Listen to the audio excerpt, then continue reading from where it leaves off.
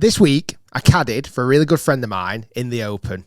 I'm going to tell you all about it. I'm here in the podcast studio with Guy, because I thought it'd be a really good story to tell. Yes. Now, quick one. Normally, at this time on a Friday, we'll be releasing a Break 75, but after the walk over Scotland, I've got a stress fracture in my foot. I've not hit loads of balls, not a chance to film one. It'll be coming back soon. Excuses. But it was a pretty busy week anyway, because I caddied for, again, a really good friend of mine in the Open final qualifying at St Anne's Old Links. Yes. And it was quite a magical experience, one that I want to be able to share and talk about. Of course. Well, one of the unique things with the Open is the fact that it is open. So I believe anyone who is a scratch handicapper or better, or obviously a professional golfer, can enter Open qualifying. Yeah.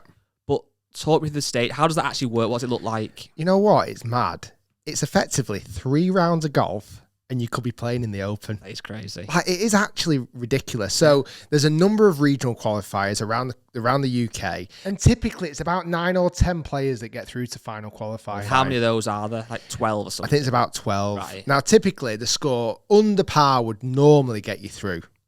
Now, my good friend John Beasley, who plays at the Mia, he plays off +5, so he's off +4.6, so he's 5 shots better than scratch. Right. He's arguably the best golfer I know and that I play with on a regular basis. I've played golf with him for the last 15 years. I could probably count on 2 fingers how many times I've beaten him. Normally when he plays against me, he just seems to hold the world. So he's a phenomenal player. He's done regional qualifying loads of times. And this year round, he went to Coldy Golf Club and did regional qualifying, and he won it. He shot 5 under par. He had no bogeys, 3 birdies and an eagle. And there's pros playing in this as well as amateurs. Yeah, so he is an amateur. He's been Cheshire captain. He plays, loads of amateur events. And he does it kind of just a bit of a hobby, but he's just very good at it. In the past, he has tried to play on tour when he was younger, but never quite got through to the next levels. Because as you and me know, and what we're going to talk about in this video, there are many levels to professional golf. And this week showed that even again. So he qualified at Coldy. And then what happens then, you have final qualifying. So there's 4 events, final qualifying. Typically, there's about 70 golfers at each event. And from each venue, 4 get in. So there's 16 spaces to play in the Open at St Andrews, the 150th Open. Yeah. Wow. It's 2 rounds of golf on the same day, normally at pretty iconic golf courses. The one that John Beasley played at was at St Anne's Old Links, which is the course that I'm familiar with. We've played it in the past. It's a beautiful golf course, and I've never seen it, 1, look so beautiful, and 2, play so hard. It was incredibly difficult yesterday. And at this stage as well, obviously I came for a little bit of the day. There are obviously elite amateurs playing who have qualified through qualifying. There's also PJ pros, golf pros who play for a living who've qualified. There's also like another tier of pros who didn't have to do the first bit of qualifying, i.e. Sandy Lyle, Marcus Armitage, who were there as well. Well, I'd almost put Sandy Lyle into a slightly different bracket. I would say you've currently got, you're right, amateurs, really good amateurs. And a lot of these good amateurs are almost full-time players. Like, a lot of them will go on to becoming a pro. Some of them might be over in America on a scholarship. Some of them literally play full-time. That's all they do. A lot of them will be off plus handicaps, +5s, +6, +7s. And like you say, then you have a mixture of professional golfers who are trying to get onto tour. And you have a scattering of PGA professionals like me who are just either have been really good in the past, but now have maybe turned their hands to coaching or being a head pro. They'll sometimes play as well. Then you're right, you had players like Ollie Fisher. Yeah. Huge name. We're the only golfer on the DP World Tour to ever shoot a 59. You had guys like Marcus Armitage, so the Bullet. He won last year on tour, didn't he? Won last year on tour. You've got golfers like Lee Slattery. Yeah. Again, he's been a phenomenal tour player for many years. And you've also got guys like Matty Jordan. So Matty was from Royal Liverpool, and I think he turned pro off +7. He's currently kind of building on the ranks of DP World Tour. So you've got really, really good players. And then, like you say, you've got major champions. Like, I remember a couple of years ago, Ian Woosnam played in final qualifying at St Anne's Old Links. This year, you had Sandy Lyle. He's won the Open, he's won the Masters, and he's at qualifying. So the mixture of player, they're all phenomenal players. So to qualify is outrageously hard. Now, the conditions on the day. So let's talk. I'll rewind a little bit. So again, my really good friend rang me up last week, said he got through to regional qualifying. And I must admit, he didn't tell anyone he was doing regional qualifying this year. He kind of went under the radar. And rang us all up the day after. It was actually the day after I did my walk. I was on the beach at St Andrews enjoying the time when I got attacked by a seagull. And I get a text off my mate saying, I've just won regional qualifying. I'm like, what? That's crazy. Nice class. A couple of days later, he said, do you want to caddy for me? I'm like, I would love to caddy for you. Like, it would be an incredible experience. Can we film it? Can we make a bit of a video? He said, yeah, absolutely. I'd love it. Do you mind if I tell people on social media it might be a bit of a crowd? He said, bring them. Let's do it.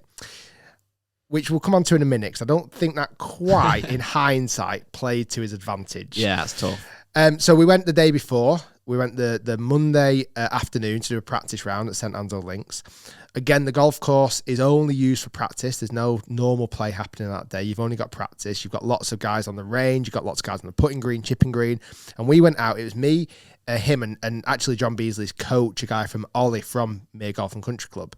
And we walked around, and I caddied. Again, I know his game. I've played with him, I wouldn't like to say probably 100 odd times, but I don't really know how far he hits each club. I don't really know what he's trying to think about when he's hitting shots. So this was my time to try and learn as much about my player as possible. And at this point, firstly, how sharp is his game leading into this event? And also, what were his realistic expectations? Was he actually expecting to, hoping to qualify? Obviously, did he think that was a realistic chance? Did he think it was a 5% chance? What did you think, and what did he think? I think from what I've gathered from him, and again, I've chatted to him quite a lot over the last few days, he's never, in his whole golfing career, he's saying he's playing the best golf of his life right now. Wow. So, and he said he's not putting that down to anything, because he's not playing more golf. He's just high on confidence right now, which is interesting considering what happened, but we'll come on to that.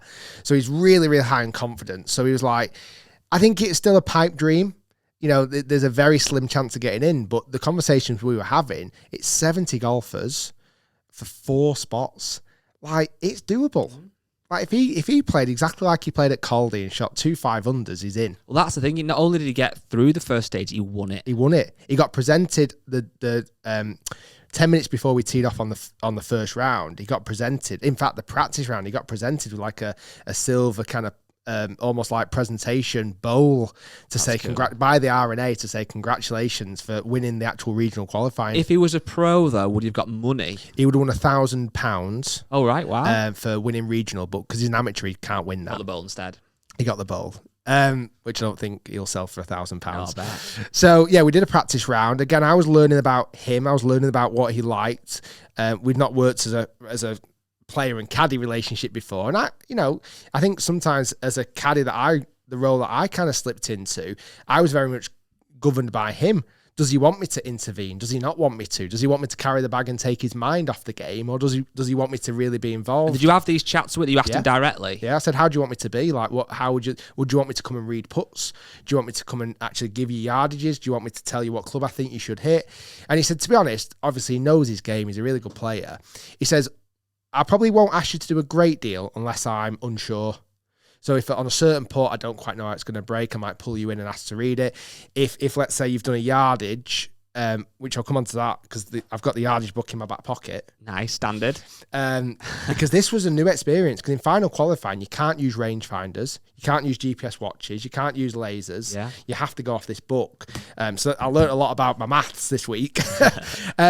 So it was a very much a two-way conversation. So anyway, we got the practice round done. He played lovely. He hit it really nicely. And practice round isn't about a score. He wasn't keeping a score. He was playing one golf ball, but then when he gets by the green, he'd hit a couple of chips, some putts, some bunker shots, trying to work out, where the hole might be even that day. So we got through that, and the wind quite calm, and it was quite a sunny afternoon, and it was lovely. We had a lovely afternoon. Went and stayed in Lytham, so we stayed very close because we had a super early tea time the next day.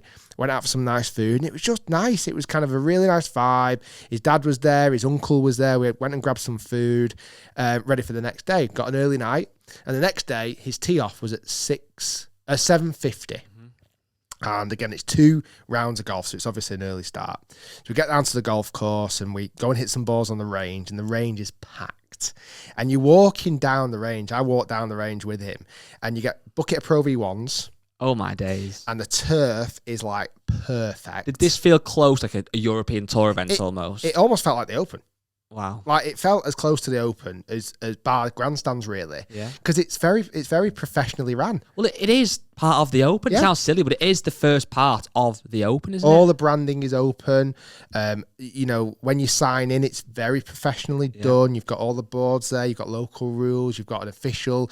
There's referees obviously on site. You know, it's a properly organised event. So we're walking down the driving range, and I'm walking past. There's probably 30 guys all warming up, and it's just strike after perfect strike after incredible strike, and I'm thinking, all right, these are good golfers. Yeah. Like, you're not hearing any thins, you're not hearing any like, oh, but that was a bad shot. Like, these are all ballers. And at this point, did you see any actual tour pros that you know of? Yeah, so Ollie Fisher was on the range whacking yeah. shots, and he was just striping Was it. it different watching those guys? Again, a bit like when we've been to events. Yeah, it does sound good. It's more speed, that different whack. The compression, the speed, the centerness of strike, the way they like present themselves. Like, they've got the tour bag, they've got the caddy. The caddy looks like it's his full-time caddy. It's not just Joe Bloggs like me turning up and going, "I'll carry your bag, pal." So you wore shorts though. We did. I did. Made sure I got the shorts in. Now I've got a bit of tan legs through Scotland. So we walked down to the end of the range and we're hitting some shots. And again, I was just kind of I was just chatting to him, trying to take his mind almost off what was about to come up. And he seemed dead chilled at this point. Like, John was super chilled. He was hitting some really nice shots. He hit maybe 30, 40 warm-up shots. I did the old trick when he hit driver, I'll throw him the ball. Oh, yeah, of course. I've got to get that in. I'd also, in my yardage books, this is the yardage book you get, which is actually, I'll add some images into here. It's not like a yardage book you get from a golf club. It's not pretty pictures, it's stats. Yeah. And there's lots of numbers, layup numbers, carry distances, undulations, what it is to carry this bunker, that bunker. You get a little bit of an image at the top, so like what line to hit from. Oh, yeah. And you also get a very, very detailed pin sheet. So this gets printed out and sent to you. So it'll tell you how many yards the pin is on the green and how far from the right or left it is. Again, what you get on tour. Yeah. So I then what I decided to do was write all the numbers here from the pin sheet into my yardage book, so I wasn't looking at and making it too complicated. So as he was warming up shots, I was going over my notes, and I'd made notes the day before of what clubs he hit from what areas. I've also got written down in the front panel how far he carries all of his golf clubs and how far he hits them, just so I have got a bit of a checker on it. So I was kind of getting prepared as he was, but he was hitting it nicely. But at this point on the range, though, I'm guessing, because I don't know if you saw this, the Open did like a live updates thing, and they put something on that's like, there's a famous caddy here today, Rick Shiels. I don't know if you saw that. I didn't see this. Rick Shiels is caddying. But did you see people who were playing, or caddies, look at you and whisper and come and say hello? Did that make John feel any more pressure? Because possibly. In hindsight, I'm not sure. Maybe we could have done things differently. There was definitely, I'd never been wished so much luck when I wasn't even playing. So I walked past a lot of spectators. Must have known you needed it. And a lot of officials who actually wished me luck. And I was like, do they know I'm not playing? Like, do they realise I'm just caddying here today? So it was a bit strange. Obviously, we'd posted about it. So quite a lot of fans had come down who were fans of me in the channel, who wanted to come and see me and caddy. And they wouldn't have known John. So that might have added a little bit more pressure. Yep. We were obviously walking around with cameras and we were videoing certain things. And John's never been on camera before. He was happy to do it because I'd asked him several times before, "You're definitely happy to be on video?" He said, "Absolutely, let's do it." So anyway, we hit shots, we did some chipping, we did a little bit of putting, and then we arrived at the first tee about 10 minutes early. And then I get a caddy bib, an official caddy bib, which I wish I could have kept because it was pretty class. Said the Open qualifier on the front. You get a name strap of your player that you stick onto the back. Can they keep that? I don't know, actually. I guess they could, but I did hand it back in. Yeah. I probably should have given it him. So you can stick it on the back and you get your bib on and you've got the little pockets. I love the the pockets. The pockets are the best thing in the world. And I was there with my yardage book and my pencil and everything was prepared. And we met our playing partners, Pedro, who's from Spain, and George, who was from Yorkshire. I think he was over in Leeds way, George Mason. And it was like an energy on the first tee. We took off on the 10th. And when you're playing, you get first tee nerves, don't you? Obviously. Oh yeah. And John was nervous. He kind of told me, I'm looking forward to getting this first tee shot out of the way. But really, as a caddy, you're nervous, because it's like you can't control it. It's almost a weird, different nerves. It's almost like if you're watching as a parent, the nerves, like a parental nerve, because it's like I can't control what he's going to do, but I just fingers crossed. I hope he plays well and enjoys it and hits good shots. John, how you feeling? Yeah, no, feeling good about today. It's second time being here, so it's going to be a bit breezy out here today, but got a good man on the bag today with Ricardo, so we're got all the yardages sorted, so good to go. And it's 36 holes. What kind of number do you think you need to shoot to get through? I think last year was sort of 12 under. I think 10 under maybe got the last spot, but I don't think it's going to be that this year. I think because it's a lot windier. I think maybe you get to 7 or 8, you've got half a chance. So it's just getting something half decent in this morning, and then going for it this afternoon is the plan. Game's feeling good. Game's feeling good. We played well yesterday, so lots of fairways, lots of greens. Just keeping it in place. Just keeping it out of the pot bunkers around here, like any links golf course. So to tee it up in the 150th Open, oh God, it'd be a dream, childhood dream. You know, when you're a kid, you watch these guys on telly, and to actually have a chance of getting there 2 rounds away is unbelievable. So a few sleepless nights last couple of nights, but looking forward to it now. So we started the round quite nicely and actually hit a nice tee shot to kick things off and made a nice par and another couple of pars. But overall, unfortunately for John, his round didn't go the way he planned. Yep. It's possibly the most out of character I've ever seen him play. Yeah. His putting, speed of putts was not very good for his standards at all. And he didn't shoot the score he was happy with at all, unfortunately. He shot 85, and that's not what John shoots. Well, I've only ever played with John once before with yourself at JCB, and he's a serious golfer. Yeah. I mean, he won the first stage of Open qualifying. So, I mean, he's obviously a very, very elite golfer. So I walked around the first 18, obviously with the cameras as well. And like you said, it was his putting. I think it was very windy, and obviously as golfers, we know that wind affects the ball flight clearly, but I think that didn't help him with his putting at all. Certainly wind behind on the putts, and the greens were fast. They were motoring past. He was then missing a few of those 6-footers coming back, and I really felt for him because there was a fairly decent crowd walking around, and he must have felt that. Yeah, I think, again, in hindsight, it's possibly easy for him to say, oh, yeah, please, I'd love you to caddy. I don't mind promoting it. I don't mind if a little crowd comes. I don't mind if you video it. But until you get into that situation, you don't actually know how you're going to cope. And John did say a couple of times through the round, I hope that one doesn't make the edit. Yeah. And it's like, it's tough because it's like, if you're not used to it, you're not used to it. And maybe in hindsight, we could have thought about that, but we didn't realise. I suppose as well, though, if he had have got through to the Open, which would have been amazing, there's going to be a lot more cameras and a lot more people at the Open. So these guys, although you don't want to put them off on their journey to qualifying, they have to try and get used to that to some degree because it's only going to get bigger and bigger and bigger, isn't it? The pressure of qualifying outweighs the pressure of being on a video, without question. I think from what you said, a few comments from him, I don't think, well, I interpret it, that he wasn't almost shy of the cameras and they were putting him off. It was more that he almost felt a bit like, almost guilty to some degree towards the end. That he said, didn't he say, oh, the camera guys have come and I feel bad and stuff, they've come all this way to film. Yeah. And I think that's probably just... It's tough, really. It's bad that he felt that way. Yeah, and like I say, he just got a bit out of position a few times off the tee. And you know what's very interesting, though, from, again, going back to a caddy standpoint, it's how you try and keep your player motivated in that situation.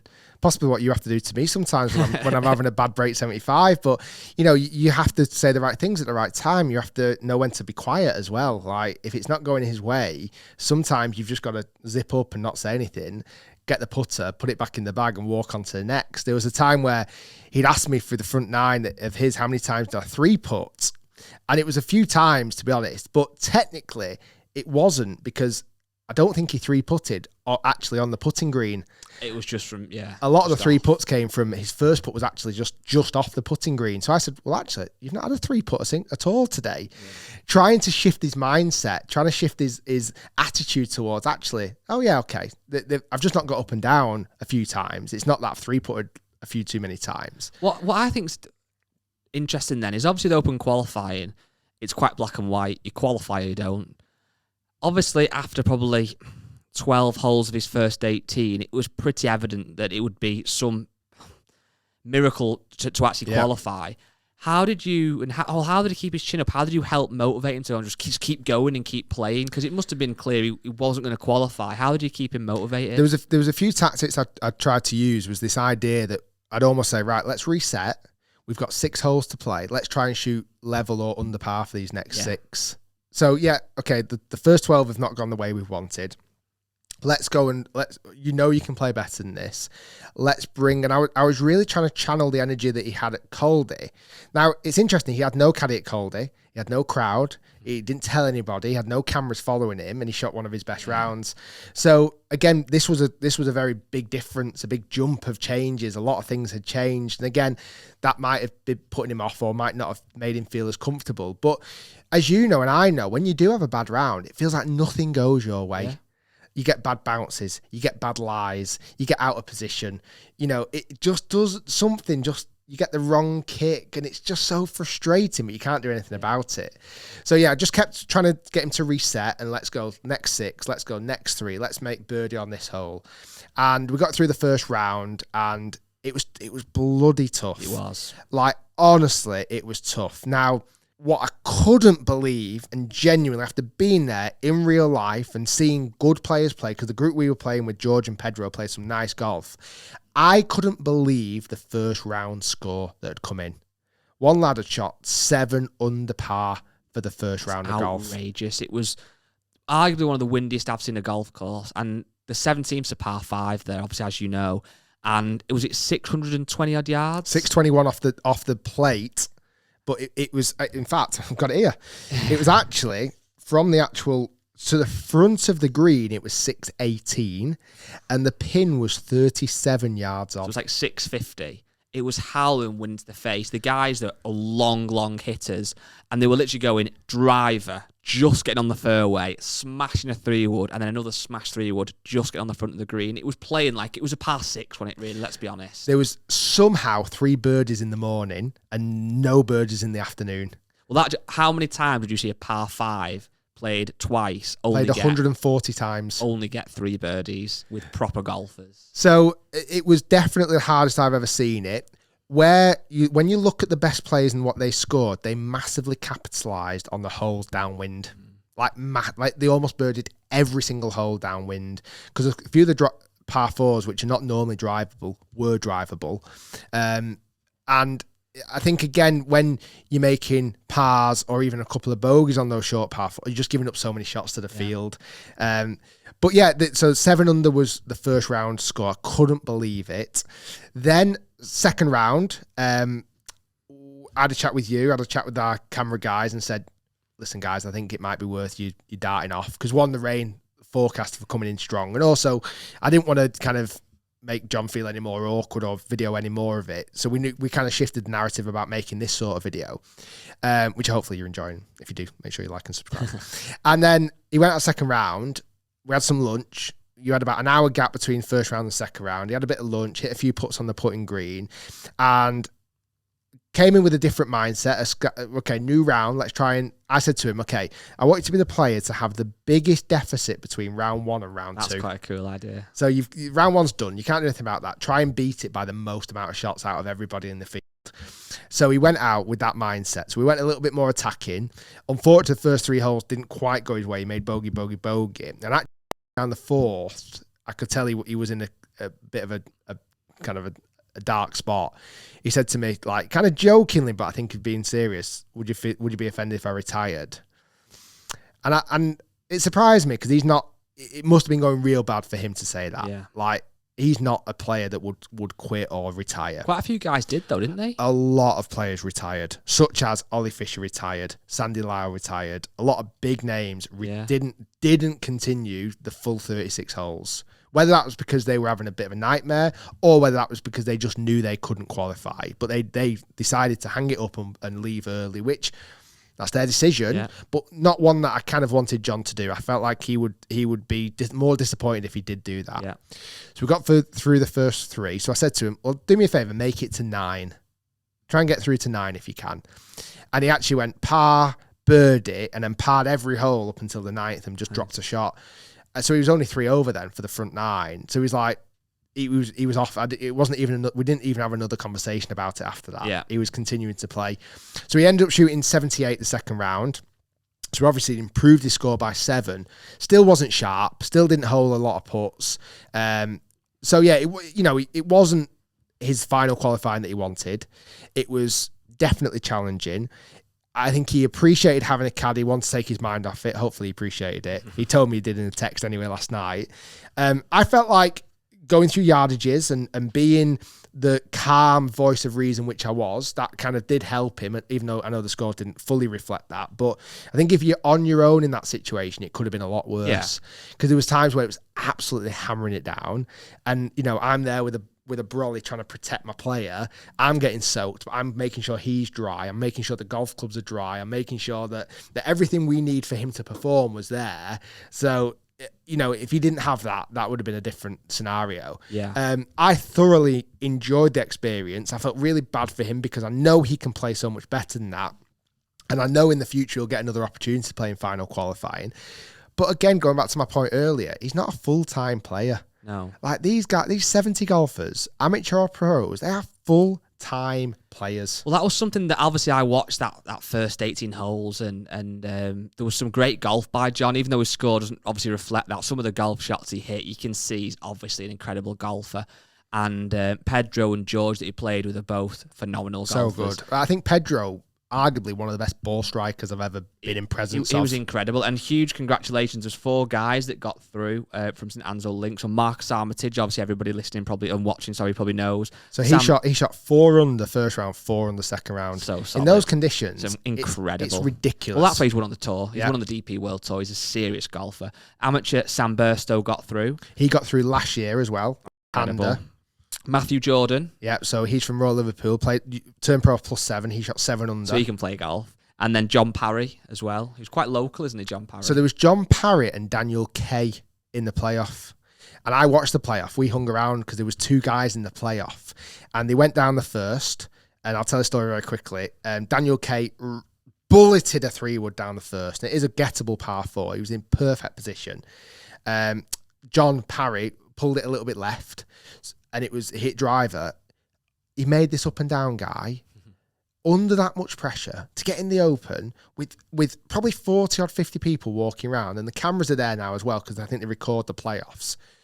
It was arguably one of the greatest up and downs I've ever seen in my life, ever, under that much pressure. Yeah. So they both birdied the first, and then the next hole they played was the 9th. The par 3. And unfortunately, Daniel Kay got in a little bit of a tricky spot on the side of a bank, and unfortunately it didn't go to plan. But John Parry had basically 3 putts to win the Open. He took win the Open, not yet, to get into the Open. He took 2 like putts. The Open. But it was slightly anticlimactic because it was like, unfortunately, Daniel, he had a bit of a bad hole, but John Parry qualified it. And you're actually looking at guys and you think, you're going to be playing in the 150th Open at the home of golf, St Andrews.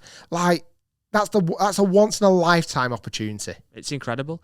I think one of the things that I learned from this, from going and watching, and I actually think it's going to help me with my game a little bit, and it might sound a bit silly this, but anyone who is eligible to qualify, to enter Open qualifying, is an amazing golfer. They have to be, because you're either a scratch golfer or a professional. So firstly, to even enter, you've got to be incredible. To get through that first stage, you've got to be, again, insanely talented. You've got to shoot a really good under par score on a tough golf course. So anyone that was at that event yesterday was a ridiculously good golfer. And some of the scores you saw obviously weren't great, and obviously people struggled in those elements. But if these guys like John and other players can have bad days, we all can. And obviously when we, us amateurs just go and play golf for fun, you're going to have some days where you might shoot what feels to you like a 500 par. Yeah. And you might have other days you shoot 80 yard. Like anyone, it's golf is so tough, and you can't always play well. And obviously it's never nice to see people shoot bad scores. But it's like your break 75 and you play bad, and sometimes people quite like it. And not in a horrible way, but in a way of like, well, yeah, people do play bad a lot. Yeah. So huge congrats to the guys that got through. It's such an achievement. But the guys didn't, like, we all play bad golf. The other thing it really highlighted to me, and we were chatting about this earlier, is the fact that these guys who qualified, right? So let's say, for example, Matty Jordan. Mm-hmm. Now, I hope 100% that he plays in the Open, and the first 2 rounds he plays a brilliant and makes the cut. Yeah. And hopefully that would be his dream, I'm sure. But from that, you've got, I think you've almost got another 2 or 3 tiers. So you've got the guys who are almost guaranteed to make the cut. It's not a question mark. Like, if Rory doesn't make the cut, it'd be a massive shock at St Andrews. If someone like a Rory, for example, doesn't even get in the top 10, it almost seems like a disappointment to him. Then you've got the guys who actually win the actual Open. Yeah. And then you've even got the guys who win multiple Opens, multiple majors. Like, the levels to me are absolutely insane. I can't almost fathom how good the elite of the elite actually are. Do you think that's because with amateurs we have handicaps? So I know there can be differences, but someone that's off 28 isn't as good as someone that's off 14, and you can kind of see the difference. It's 14 shots. When you turn pro and ultimately your handicap kind of gets null and void, you just see everybody has been off scratch. But actually, like Rory would be off like plus 15, whereas some other pros who are also pros might be off like plus 5. Yeah. You can't see that difference, can you, when you're all just pro? I'd love an opportunity to throw Rory McIlroy into that mix yesterday. 100%, yeah. Or Dustin Johnson and see what they would shoot. Yeah. Because I can't understand how those scores get shot. Anyway, it was an amazing experience. It was an honour to carry from one of my really good friends, and hopefully I didn't hinder his performance. I feel somewhat guilty, but I think it's safe to say I'll probably be retiring my caddy bib before I get sacked. But it was a really incredible memory that I'll remember forever, and it gives me an even higher level of respect, which I didn't even think was possible. Respect me even more. These elite players that are just unbloody believable. Golf is hard. And on that note, thanks for watching. Stay tuned, like and subscribe, and we'll see you soon for more adventures.